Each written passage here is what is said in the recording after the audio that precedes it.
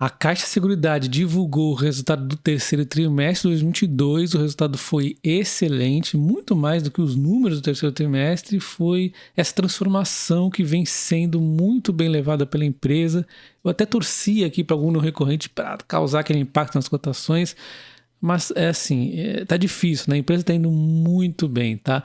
Então a gente vê o lucro dela aumentando 12,6% em relação ao trimestre anterior, em relação ao ano passado 55,7% e nos 9 meses aumentando 48,4%. Ele vem aumentando trimestre após trimestre. A gente vê que tudo isso também é por conta dessa transformação que a empresa fez aí pós IPO, novas parcerias, a Caixa Corretora. Nós temos aqui contratos longuíssimos para dar muita tranquilidade para o investidor aí de longo prazo, né? E algumas transformações a gente fica mais de olho com as novas parcerias que vão indo muito bem, aumentando 82,9%. Isso aqui tem muito potencial ainda, né? De forma geral, a gente vê o resultado das participações societárias aumentando 69,8%. O comissionamento vai tendo essa transformação mesmo, então a gente vê aqui receitas de acesso à rede de distribuição e uso de marca reduzindo, né? O que é normal. A gente vê a receita de corretagem, né, aumentando significativamente 58,2%, enquanto os custos dos serviços prestados, eles dão esse salto significativo. Obviamente a empresa está cuidando de muito mais coisa agora, mas amplamente compensado porque as receitas estão aumentando mais, né? O resultado financeiro também vem aumentando bastante, o operacional, né, o financeiro aí, por conta da Selic em alta, né? Então a gente começa vendo aqui o operacional em relação aos prêmios emitidos aqui do negócio de risco, que ela assim classifica, né? Que é habitacional, residencial, prestamista, vida, tá? E tem outros aqui também. O negócio vem crescendo aqui já em relação ao trimestre anterior 14,9%, no relação ao ano passado 10,3%, vem aumentando também nos 9 meses, né? Os prêmios emitidos. A gente vê que o que causou algum problema foi aqui a questão do prestamista, que já vem se resolvendo, deu uma bela de uma aumentada em relação ao trimestre anterior, né? Já vinha aí aumentando, né, com o novo programa do governo.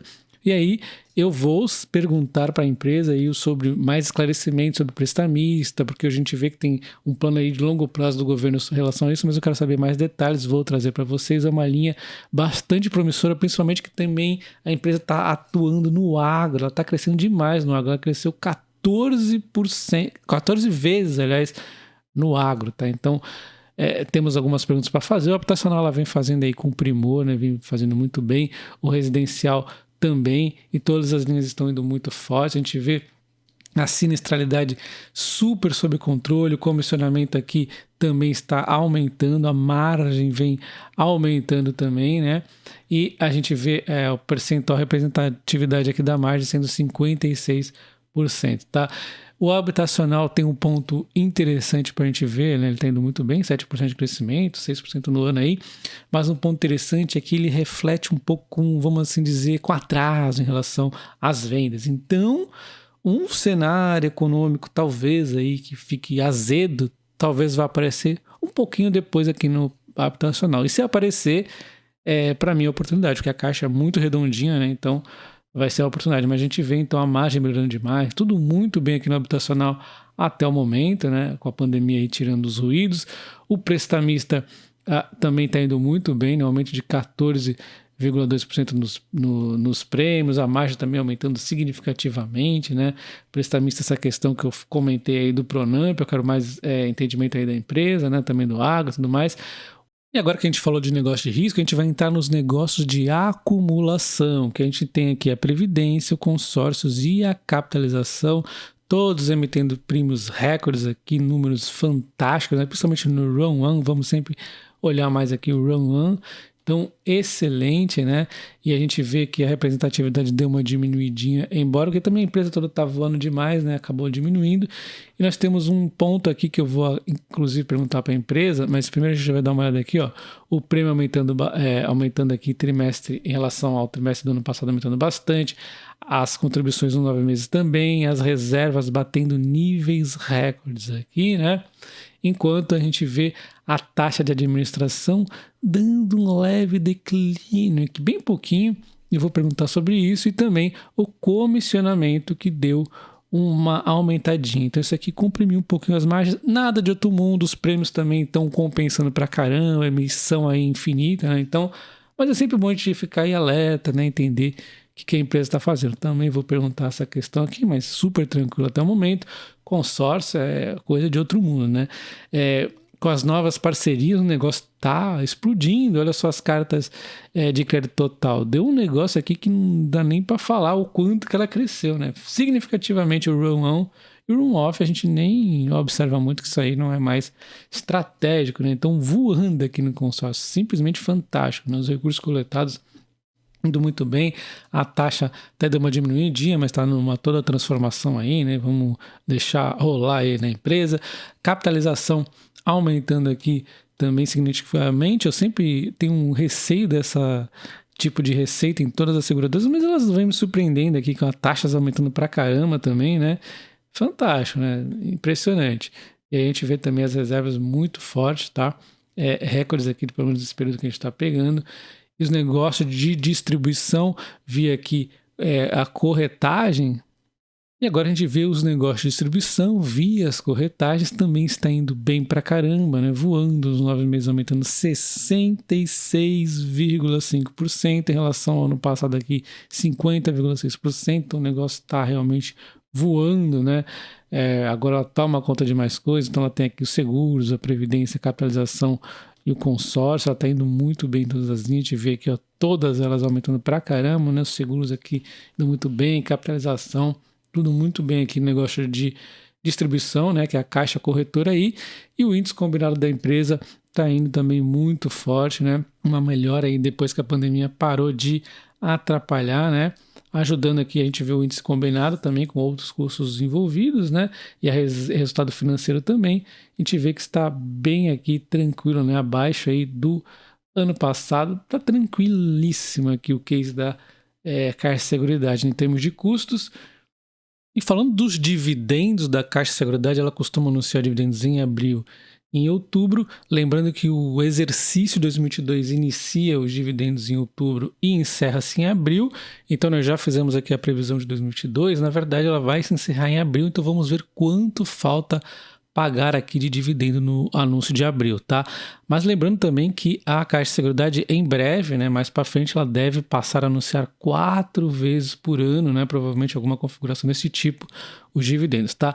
Mas voltando para nossa realidade de agora de 2 anúncios, ela anunciou em outubro, como a gente pode ver aqui, ó, neste fato relevante, era referente até o meio do ano, então ainda falta outra metade, e é nisso que a gente vai usar a nossa previsão, né? Lembrando que ela tem aqui, inclusive, a data de pagamento do dividendo dela dia 11/11, né? Então, talvez aí alguns já vão estar reinvestindo esse dividendo aqui na própria ação, né? Os 35 centavos aí. E nós já havíamos calculado, então, o dividendo exercício 2022 para a Caixa de Seguridade, que nos dava aqui um preço teto de 12,50 e um dividend yield de 8,76, tá?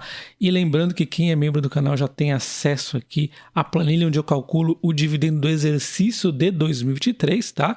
Então quem é membro já tem acesso a esse dividendo. Voltando aqui ao nosso 2022, falta então a Caixa Seguridade pagar, né, 40 centavos, provavelmente em abril de 2023, dado as minhas previsões. Ela já pagou 35, então está bem próximo aqui de realmente acontecer aquilo que eu havia previsto lá no começo do ano, tá? Os 75 centavos de dividendo, que nos daria então um 8,76 de yield. E a dica aqui, no meu entendimento, é que 2023, o ano exercício, vai ter dividendos ainda melhores, tá? Quem é membro já deu uma olhada lá na minha previsão. E quando a Caixa de Seguridade estava nos fundos, né, ela já subiu aqui 34%, o que não é muito, na verdade, é que nesses momentos de fundo ela estava muito barata, conforme eu dizia a minha opinião diversas vezes aqui, né? Eu sei que muitos ficaram aí com medo, mas o fato é que ela já subiu aqui 34% e não está cara. Se a gente dá uma olhada aqui no último ano, é uma alta de apenas 1,25. Se pegar todo o período desde o IPO, é uma queda de 7,8. Se pegar o topo, é uma queda aqui de 26,4%. 4%. É lógico que isso aqui é um modo muito simplista de se olhar, né?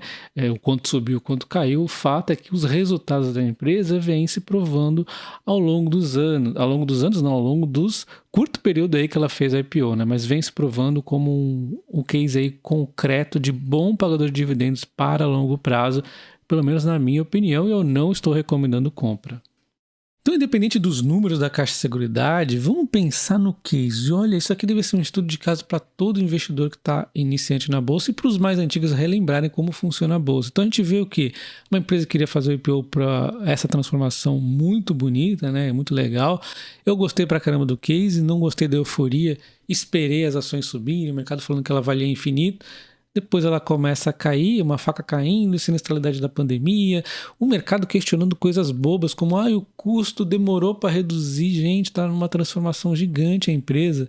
E aí ela fica nesse zigue-zague até que o mercado começa a entender o case e ela pode subir mais, que no meu entender ainda está barata, a gente não sabe amanhã, eu nem estou recomendando compra, nem vender nem nada, mas para você ficar sempre com foco no case, né, e não nas narrativas do mercado. Você vê como a Caixa de Seguridade nos conta uma história, né, de como os fundamentos sempre no final das contas vão acabar prevalecendo, né?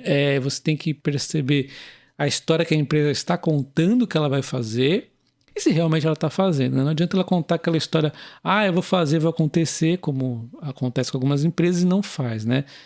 Mas se ela vem fazendo o que está prometendo, é um case que a gente só vê o preço, ele está barato e vê se vale a pena, né? É o caso aqui muitas vezes aqui da Caixa de Seguridade, né? Conforme nós já narramos aí ao longo dos anos. Então, comenta aí o que você vai fazer com a Caixa de Seguridade, está comprando, está vendendo. Foi a ação que eu mais comprei em 2022, infelizmente não tive caixa suficiente para comprar mais, mas pelo menos eu tentei, né? Um abraço, até o próximo vídeo, valeu!